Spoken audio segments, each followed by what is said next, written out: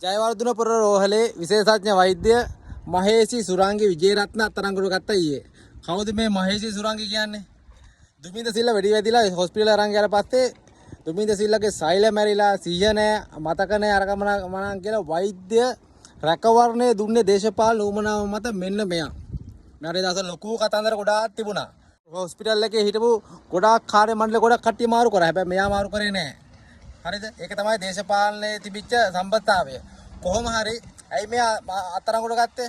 Hospital මෙයාගේ යටතේ තියෙන ඒකකයට මෙයා අඩුපාඩු තියෙන වෛද්‍ය උපකරණ ගෙන්නන්න ඕනේ, ලියන්න ඕනේ, දැනුම් දෙන්න ඕනේ. හැබැයි මෙයා ඒව දැනුම් නොදී මෙයාගේ යටතේ තියෙන පෞද්ගලික ආයතනයකට ගෙන්නගෙන පෞද්ගලික මෙයා විසින් කරන සල්ලි කර්ම වලට අර බෙහෙත සාමාන්‍ය හොස්පිටල් එකෙන් ගත්තොත් 1000 එළියෙන් ගත්තොත් 46500යි.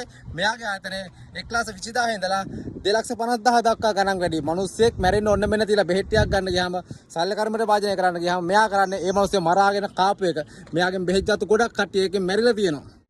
නිදහස් අධ්‍යාපනයෙන් අධ්‍යාපනය දීලා වෛද්‍යවරයෙක් කළා. ඊට පස්සේ විශේෂඥ වෛද්‍යවරයෙක් වුණාට පස්සේ අසීමිත සැප සම්පත් විඳින්න මහජන මුදලින් පඩි ගෙවුවට පස්සෙත් අහිංසක අසරණ මිනිස්සුන්ගේ සල්ලි වලින් මේ විදියට කසා කනවට මිනිසෙක් බැරෙන්න ඕන මේ දිදී මේ මිනිස්සුන්ගේ බෙහෙතට ලස්ස ගණන් අරගෙන මේ මිනිස්සුන්ගේ මරන්න තැනට වැඩ කළා මේ මිනිස්සුන්ගේ ජීවිතෙත් එක සෙල්ලම් කරනවා මේ ගන්න සල්ලි වලින් මං කියන්නේ මිනිස්සුන්ට දරුවන්ට දෙමව්පියන්ට ගෑනිට හෝ මෙහෙට මේ වගේ හම්බ කරන අසාධාරණ සල්ලි වලින් කන්න දෙන්න එපා.